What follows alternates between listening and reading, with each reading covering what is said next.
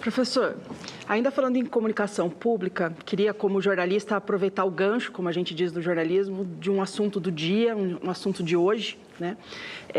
Pegando também uma relação com o seu livro Em Brasília, 19 horas, em que menciona a questão do jornalismo chapa branca, né? Que é aquele jornalismo que cede aos interesses do governo e não aos interesses públicos, né? Hoje a gente teve uma operação da Polícia Federal e a gente teve parte da comunicação institucional do governo sendo bastante questionada por fazer uma correlação na sua comunicação diária aí com alguns desses episódios que envolvem a oposição, né?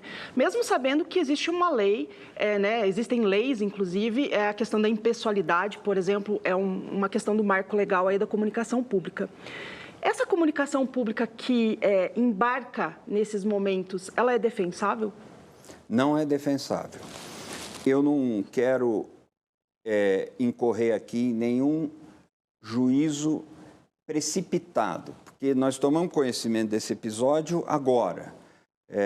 E, claro, é preciso que as autoridades esclareçam, é preciso que a gente entenda exatamente o que aconteceu, em que medida, mas houve um certo, isso comprovadamente, houve a presença de uma certa ironia, de um suposto senso de humor em canais oficiais, em canais, veja bem, não é só de comunicação pública, canais governamentais, diretamente vindos da autoridade que exerce o poder no Poder Executivo.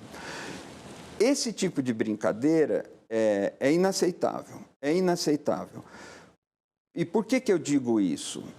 Eu digo isso por muitos motivos, mas em particular porque a Constituição, no artigo 37, estabelece o princípio da impessoalidade, o princípio da moralidade na condução da comunicação oficial. Ora, impessoalidade requer apartidarismo.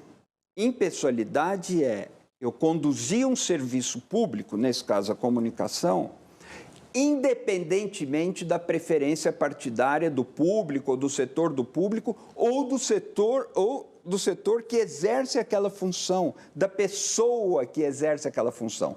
Ao praticar a comunicação para o público a partir do Poder Executivo, a autoridade não pode deixar se mover pelas suas preferências partidárias. Então, isso é inaceitável. A gente precisa entender que nós estamos num quadro hoje bem melhor do que estávamos há alguns anos.